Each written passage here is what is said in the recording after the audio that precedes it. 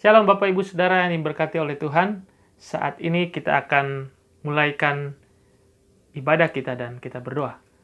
Bapa di surga, terima kasih saat ini kami siap memuji memuliakan nama Tuhan dan kami siap mendengarkan firman Tuhan. Biarlah ibadah yang singkat ini bisa bermakna dalam kehidupan kami. Di dalam nama Tuhan Yesus kami sudah berdoa membuka ibadah ini. Haleluya. Amin. Puji Tuhan, sebelum kita merenungkan sama-sama kebenaran firman Tuhan, terlebih dahulu mari kita memuji Tuhan. Engkau ada bersamaku di setiap musim hidupku. Tak pernah kau biarkan ku sendiri. Kekuatan di jiwaku adalah bersamamu. Tak pernah ku ragukan kasih-Mu.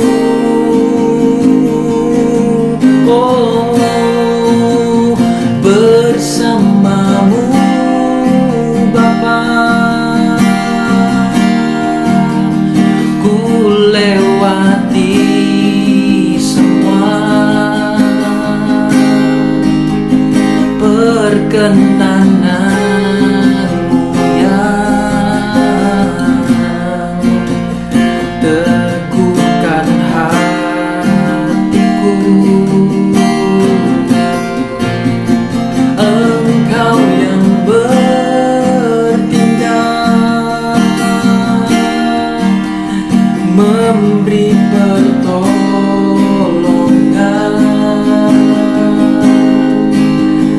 Anugerah-Mu besar melimpah bagiku. Bersama-Mu, oh, bersama-Mu Bapa, ku lewati semua perkenanan-Mu yang teguhkan hatiku. Engkau yang bertindak, Engkau yang bertindak,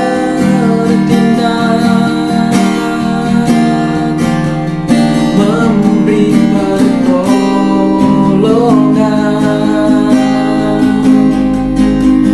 Anugerah-Mu besar melimpah bagiku.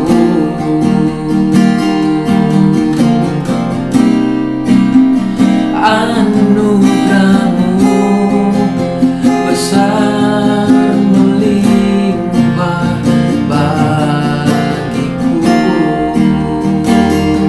Anugerah-Mu Tuhan, anugerah-Mu besar melimpah bagiku.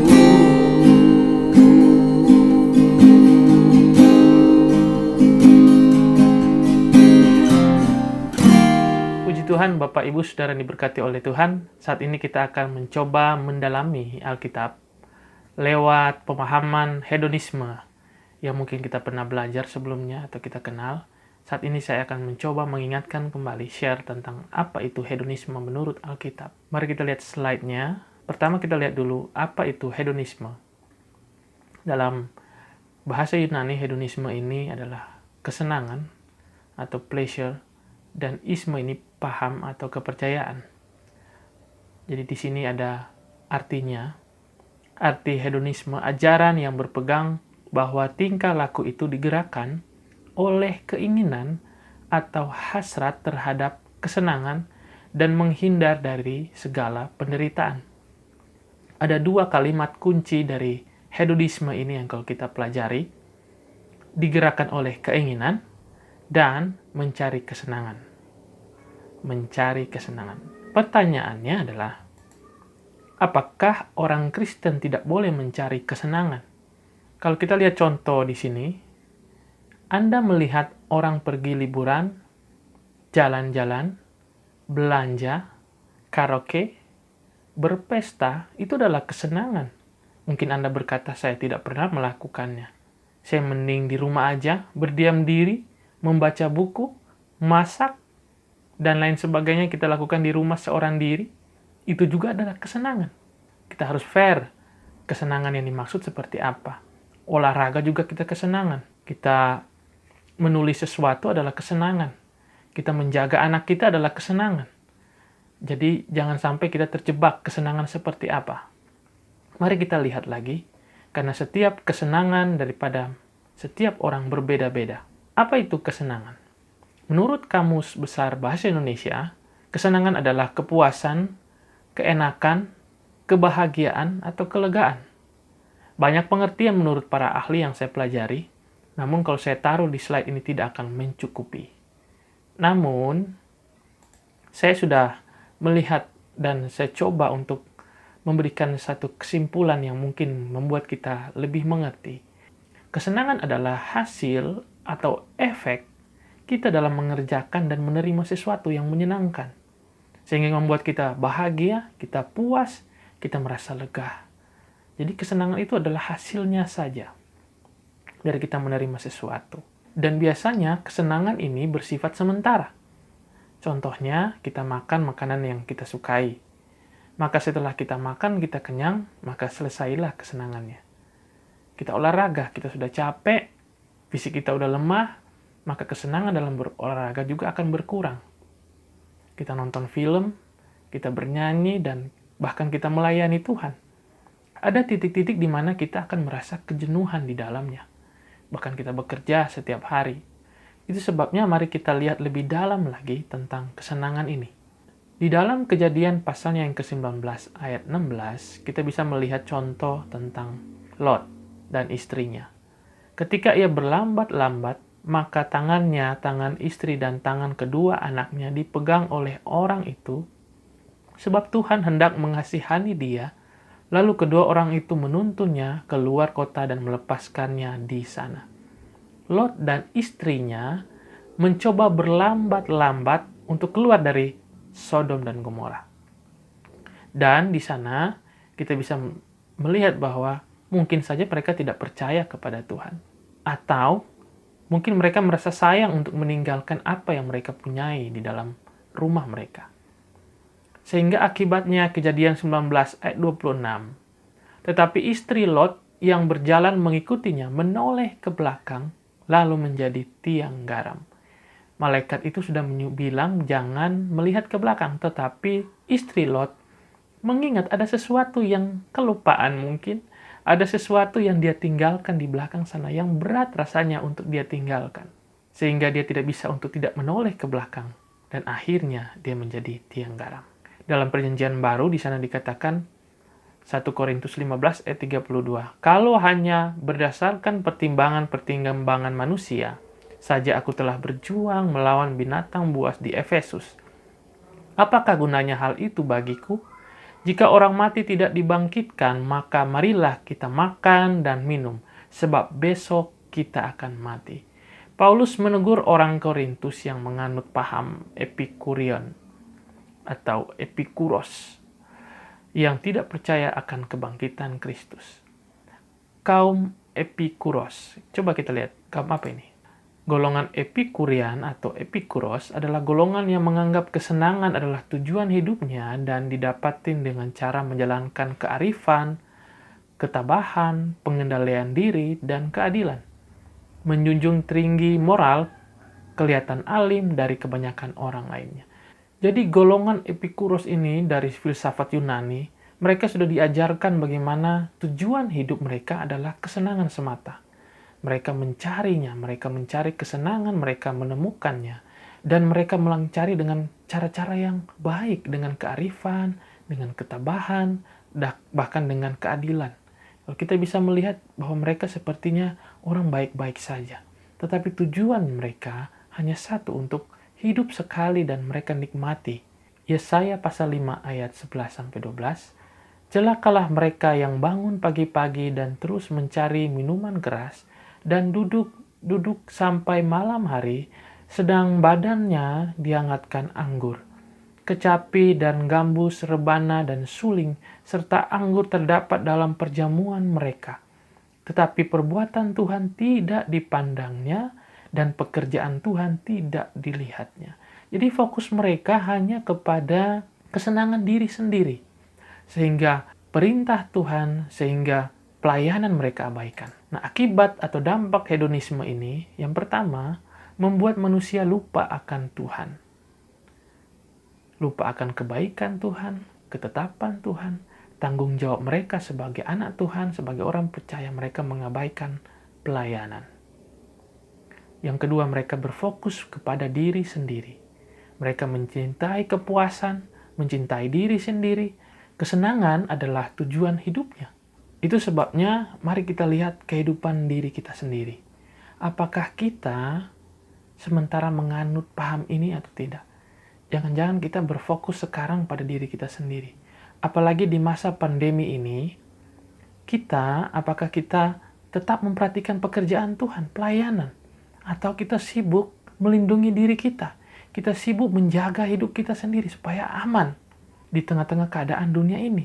Itu sebabnya Bapak Ibu Saudara yang diberkati oleh Tuhan, walaupun kita juga harus menjaga diri kita, tapi kita sebagai anak Tuhan punya tanggung jawab untuk melihat pekerjaan pelayanan Tuhan, untuk melihat pekerjaan Tuhan, untuk melihat kebaikan Tuhan yang Tuhan sudah berikan dalam kehidupan kita.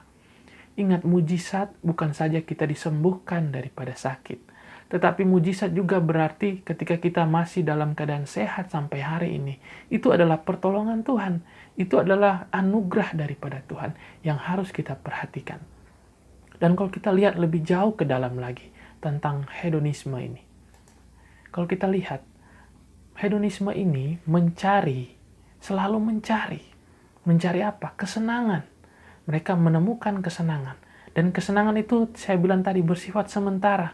Kalau dia makan, maka makanan itu selesai, kenyang, selesai. Dia nonton film itu selesai. Dia olahraga, dia capek, maka selesai juga kesenangannya. Dan dia akan mencari lagi besok harinya. Dia akan mencari terus. Kalau kita membeli HP misalnya, HP Samsung terbaru, maka Samsung terbaru di minggu depan mungkin akan keluar lagi yang lebih canggih lagi. Maka kita akan berusaha lagi. Kalau itu tujuan kita, maka kita akan terpojok, kita akan terikat di sana untuk berputar-putar mencari kesenangan tidak ada habis-habisnya.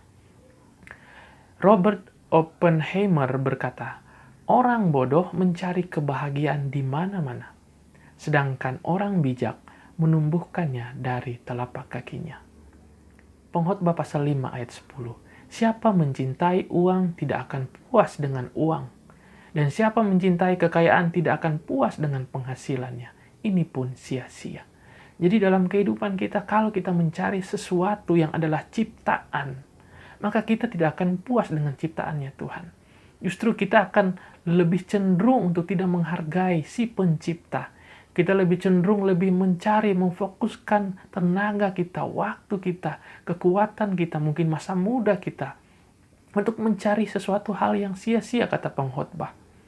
Karena orang yang di dalam Tuhan harusnya dia mengerti bahwa kehidupan dia, kesenangan dia, tidaklah dia cari di luar sana, tapi ada di dalam diri dia dan ada di sekeliling dia. Dia harus mengerti akan hal ini, sehingga dimanapun dia berada, itu adalah kesenangan yang Tuhan berikan dalam kehidupan dia.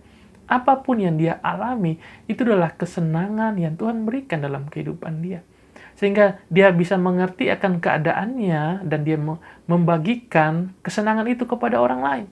Kalau dia dalam keluarga, maka dia mengerti apapun yang terjadi dalam keluarganya, itu adalah satu kesenangan yang dia harus mengerti. Dia harus cari alasan untuk bersyukur. Ingat bahwa sukacita yang kekal, sukacita yang luar biasa, tidak didapatkan karena kita menerima sesuatu dari luar. Tetapi sukacita yang terbaik adalah ketika kita mengerti kehendak Tuhan. Kita mengerti firman Tuhan dan itu menghasilkan sukacita dari dalam kita. Dan itu mempengaruhi keluar daripada hidup kita. Itu keluar lewat kata-kata kita, lewat sikap kita. Demikian dengan kesenangan hidup kita. Itu tidak kita cari di luar sana. Kalau kita cari, kita bahkan sulit untuk menemukannya. Kita akan kecewa, kita akan frustasi. Kita tidak akan mendapatkan kepuasan di luar sana. Tapi kalau kita mengerti kepuasan itu ada di dalam diri kita sendiri. Karena di dalam diri kita ada firman Tuhan. Ada maksud Tuhan, ada tujuan Tuhan yang Tuhan bagikan dalam kehidupan kita. Sehingga kita bisa bagikan kepada orang lain. Dan hidup ini menjadi meaningful life. Hidup yang bermakna, hidup yang penuh dengan kualitas yang luar biasa. Kata Alkitab dalam Mazmur pasal 73 ayat 25. Siapa gerangan ada padaku di surga selain engkau? Selain engkau tidak ada yang kuingini di bumi. Mazmur Asaf mengerti bahwa di dalam pergumulannya di Mazmur pasal 73 ini, bahwa yang dia butuhkan hanya Tuhan.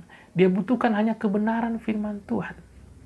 Kalau kita bahagia sudah menemukan Tuhan Yesus, karena Tuhan Yesus adalah sumber dari segala kebahagiaan kita.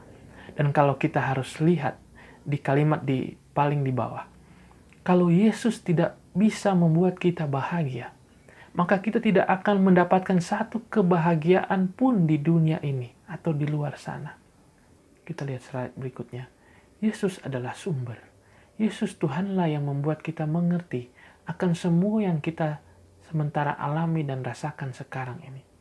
Apa yang kita alami sekarang ini dan kita rasakan, Tuhan mengerti. Dan Tuhan sudah menyiapkan jalan keluar dari apa yang kita alami sekarang ini. Sehingga walaupun mungkin kita lagi menunggu jawaban daripada Tuhan, kebahagiaan selalu kita dapatkan di sana kalau kita bersama dengan Tuhan. Sehingga apapun keadaan kita dan dimanapun kita berada sekarang, Yesuslah yang memberikan kita meaningful life, hidup yang bermakna. Yohanes pasal yang ke-8 ayat 32.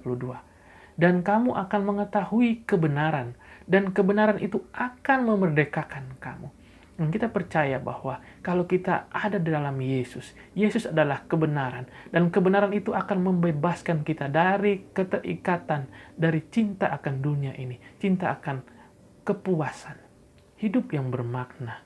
Dan hidup yang bermakna ini, level kebahagiaannya paling tertinggi secara pribadi. Kalau kita berada dalam rumah kita, kita mengerti siapa yang ada di dekat kita. Kita mengerti anak-anak kita, mengapa kita ada di sana. Mengapa kita ada di pekerjaan dan lain sebagainya. Mengapa kita ada dalam pelayanan. Mengapa kita ada dalam gereja seperti ini. Maka kalau kita menemukan tujuan kita di dalamnya, maka kita akan penuh dengan meaningful life. Kita akan bermakna, kita akan bisa bersyukur di sana.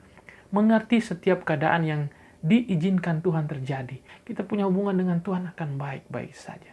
Dan kita menjadikan diri kita sebagai saksi dan berkat dimanapun kita berada. Itulah tujuan kita selama kita ada di tengah-tengah dunia ini. Berbuah, kata firman Tuhan. Kita menjadi berkat, menjadi terang dan garam, kata firman Tuhan. Allah tidak melarang kita menikmati kesenangan. Karena dunia ini diciptakan untuk manusia nikmati. Namun kesenangan kita tanpa adanya Tuhan di dalamnya, maka itu adalah kesenangan yang sia-sia. Ayat terakhir, Mazmur pasal 16 ayat 11. Engkau memberitahukan kepadaku jalan kehidupan. Di hadapanmu ada sukacita, berlimpah-limpah, di tangan kananmu ada nikmat senantiasa. Jadi kesimpulan dari apa yang kita pelajari saat ini, kesenangan itu kita bisa dapatkan di mana saja. Di keluarga kita, di pekerjaan atau bisnis kita, di sekolah kita, di hubungan kita dengan sesama. Di mana saja kita bisa mendapatkan kesenangan itu. Karena kita mengerti dan kita merasakan ada Tuhan dalam hati kita. Ada Tuhan yang bersama-sama di tengah-tengah apapun yang kita alami sekarang ini. Sehingga fokus kita bukan lagi mencari kesenangan. Karena kita sudah menemukan kesenangan itu di dalam Tuhan. Dan apapun yang kita kerjakan hari-hari ini, baik itu kita kerjakan hobi kita melakukan pekerjaan kita, baik kita lakukan rutinitas kita, pelayanan kita, apapun yang kita lakukan hari-hari ini, kalau itu di dalam Tuhan, dan kita tujukan untuk mengasihi Tuhan, maka itu adalah kesenangan yang tidak terhingga, dan kita akan mendapatkan meaningful life, kita akan mendapatkan makna hidup yang sesungguhnya, sehingga genaplah firman Tuhan, kita menjadi garam dan terang dimanapun kita berada.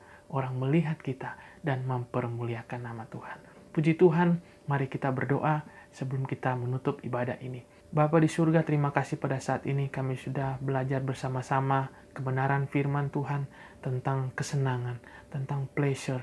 Tetapi biarlah kami, kehidupan kami, tetap mencari Tuhan, tetap menerima Tuhan sebagai juru selamat kami setiap harinya. Sehingga kesenangan itu kami bisa dapatkan dimanapun, waktu kapanpun, di musim apapun, dimanapun kami berada. Apabila kami yang sudah jauh daripada Tuhan, mari lewat renungan ini kami tetap mencari sumbernya, yaitu Engkau sendiri. Sehingga kami percaya lewat Engkau, kami menerima sesuatu yang kami butuhkan di dalam dunia ini ya Tuhan. Terima kasih Bapa di surga. Inilah doa kami menutup ibadah ini, mengucap syukur di dalam nama Tuhan Yesus. Haleluya. Amin. Tuhan Yesus memberkati kita sekalian dan sampai jumpa di renungan selanjutnya. Bye-bye.